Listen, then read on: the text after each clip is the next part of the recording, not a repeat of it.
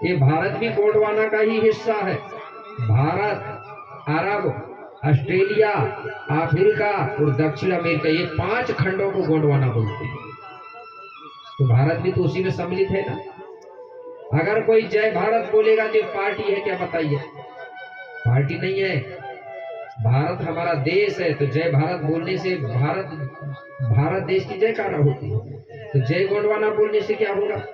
वो भी तो गोंडवाना देश है, तो गोंडवाना देश की जयकारा है। गोंडवाना लैंड, गोंडवाना देश। तो हम ये गोंडवाना में रहते कि नहीं रहते? जब इस देश का नाम गोंडवाना है, वहां रहते हम लोग, तो हम कहां वाले कहलाएंगे? गोंडवाना वाले कहलाएंगे कि नहीं बताइए? लेकिन गोंड गोंडई को कहता है, ये गोंडवाना वाला जा रहा बोलता है। फिर वो कहाँ का होगा विचार करो। जबकि वो भी गोंडवाना ही का है कि नहीं है? भली गमछा सफेद रहे, चाहे पीला रहे, चाहे लाल रहे, चाहे कोई भी रंग, लेकिन है तो गोंडवाना ही का ना। लेकिन वो क्या कहता? पीले गमछा वालों को कहता है गोंडवाना वाला है। इससे मुझे ऐसा लगता है कि यार विदेश का होगा ये। तो मैं गोंड अकेलों की बात नहीं कर रहा, चाहे वो एसी हो, ओबीसी हो, वो भी गोंडवाना ही का है। वो भी तो गोंडवाना ही वाला हुआ ना। लेकिन लोग किसको बोलते हैं? पीला गमछा वालों को, ये गोंडवाना वाला है। तो पीला गमछा का कई लोग इतना विरोध करते हैं, इतना विरोध करते हैं। मैं कहता हूँ गमछा भर का करोगी क्या? सब कुछ का कर सकते हो। अगर करो तो पीली पूरी चीजों का करो, तब मानूंगा। गेहूं लगाते हैं ना, तो सबसे पहले गेहूं पीली निकलती कि नहीं निकलती है कि नहीं निकलती? तो वो भी गोंडवाना की होगी, फिर उसको भी छोड़ देंगे क्या? सूर्यदेव जब सुबह निकलता है तो सबसे पहले पीला रंग लेके निकलता है, वो भी गोंडवाना का। फिर भाग जाओगे क्या? ये सूर्यदेव भी गोंडवाना का है। और पीला रंग और सफेद रंग से ही जीव का जन्म होता है। जो पीला रंग है वो महाशक्ति होती है, और जो सफेद रंग है वो पिता शक्ति होता है। पिता शक्ति का रज सफेद होता है और मातृ शक्ति का रज पीला होता है। दोनों से ही आदमी का जन्म होता है। सबसे पहले माँ दूध देती है तो पीला दूध देती है बच्चे को, वही ताकतवर होता है कि नहीं होता? चलो इधर समझ न आए। अब जब दूल्हा बनते हैं तो हल्दी कौन सी लगती है? पीली। अब बताइए, गोंडैया के लिए लगाते हैं हल्दी का, सभी समाज के लोग लगाते हैं दूल्हा दुल्हन को। इसका मतलब है कहीं ना कहीं सभी लोग उसी धर्म को मानते हैं ना। नहीं तो कहीं यार पीला रंग गोंडवाना का, हल्दी खाएंगे भी नहीं और हम दूल्हा को भी नहीं लगाएंगे, फिर सिंदूर लगाएंगे। तो मेरे भाई, मेरा मतलब है चाहे कोई भी समाज हो, सब गोंडवाना के लोग हैं, और सबकी संस्कृति उस समय एक थी। किस समय? जिस समय इस देश में वेद पुराण 4 वेद 18 पुराण 6 7 9 ग्रंथ नहीं थे, उस समय हम लोग यहाँ एक ही धर्म को मानते थे, जिसको गोंडी धर्म कहते थे या पुनेम कहते थे। सब प्रकृति को मानते थे, पेड़ पौधों को मानते थे। उस समय हमारे बीच में जात पात ऊंच नीच भेदभाव नहीं था। तो समझ गए? जय बड़ा देव बोलने से 5 देवताओं की सुमरन हो गया, और जय गोंडवाना बोलने से 5 खंड धरती की जयकार है, जिसमें भारत भी सम्मिलित है। और जय सेवा बोलने से धन। अब बचा क्या? कुछ चीज? कुछ नहीं बचा, पूरा इसी में सम्मिलित हो गया।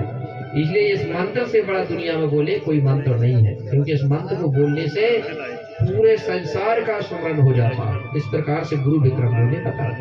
राजा बड़ा प्रसन्न हुआ, कहने लगा गुरुदेव अब हम समझ गए, अब हम इस मंत्र का सुमरन करेंगे और सुबह से लेकर शाम तक प्रकृति का सेवा करेंगे। यही प्रकृति ही सबसे बड़ा है, इसी को हम प्रापेन कहते हैं। और बाबा शंभू वो कौन है? हमारा बड़ा देव नहीं है, वो हमारा बुढ़ान पेड़ है, बूढ़ा देव है।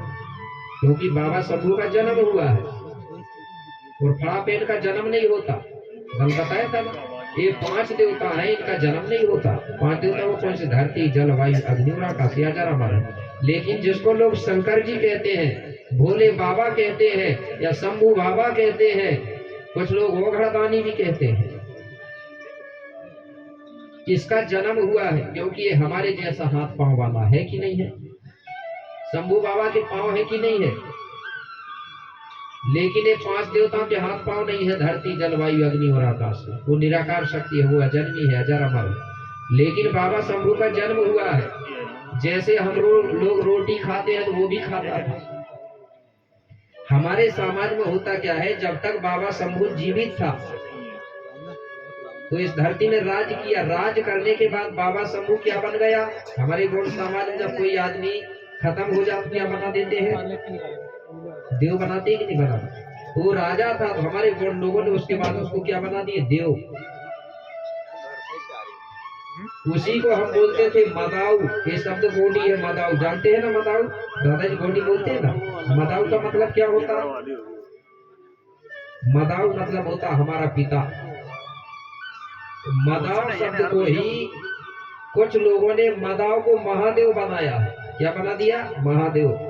चलो जो भी बनाया, लेकिन बाबा शंभू क्या बन गया? देव बना। बनाना। लेकिन बाबा शंभू गोंड था इसलिए उसको देव बनाया गया। लेकिन उसी के साथ में और है, उनको देव बोलते हैं क्या?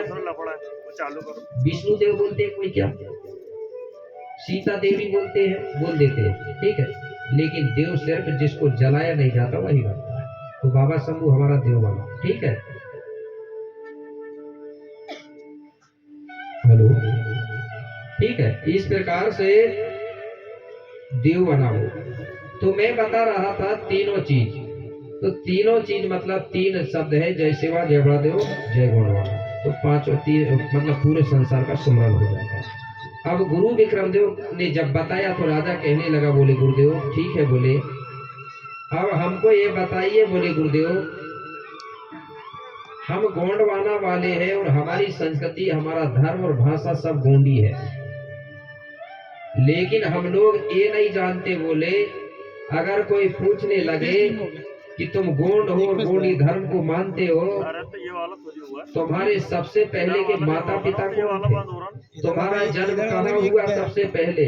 तुम्हारा बेल वंश कहाँ से चला और तुमको गोंड क्यों कहा जाता आता है? बोले गुरुदेव कृपा करके आप जीव जगत की उत्पत्ति के बारे में बताइए कि यहाँ पर जीवों का जन्म कैसे हुआ, ये जीव जगत की उत्पत्ति कैसे हुई। बोले ठीक है, तो मैं वो आपको वही बता रहा हूँ कि यहाँ पर जीवों का जन्म कैसे हुआ, जीव जगत की उत्पत्ति कैसे हुई। क्योंकि हर धर्म ग्रंथों में अलग अलग लिखा है। कोई ग्रंथ में लिखा है कि ये धरती की रचना ब्रह्मा जी ने किया है, लिखा है ना। कोई में लिखा है कि यहाँ शक्ति प्रकट हुई तो तीन फपोला हुए, तो दुनिया का सब अलग अलग बताते हैं ना।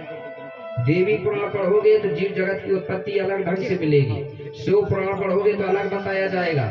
मतलब जो पुराण पढ़ोगे उसी की बड़ी बड़ी बात बताती जाती है। शिव पुराण पढ़ोगे तो शिव जी बड़ा था, विष्णु पुराण पढ़ोगे तो विष्णु बड़ा था, देवी पुराण पढ़ोगे देवी। इसका मतलब है कि सब लोग बताते हैं, लेकिन सत्यता किसी को अच्छे से मालूम नहीं है, सब अपने अपनी कल्पना मत से लिखा गया है। तो मैं भी आपको गोंडी इतिहास के माध्यम से बता रहा हूँ, ठीक है ना, कि गोंडी इतिहास में क्या बता रहा जीव जगत की उत्पत्ति के बारे में। क्योंकि सब धर्म के आधार पे तो सुन लिया हमने, वेद पुराणों के माध्यम से भी सुन लिए कि जीव जगत की रचना कैसे भई, उत्पत्ति कैसे भई।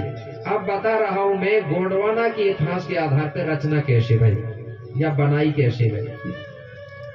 तो जो गाथा आपको सुना रहा हूं, इसी गाथा को एक समय जो गौरादाई है ना, गौरादाई ने 5 खंड धरती के राजा शंभू शेर बाबा के मुखार बिंदों से सुना था। कब सुना था? आप लोग गाते थे ना पहले, बाबा शंभू एक समय अमर गाथा सुना रहा था। उसी अमर गाथा में ही यही कथा सुनाया गया था।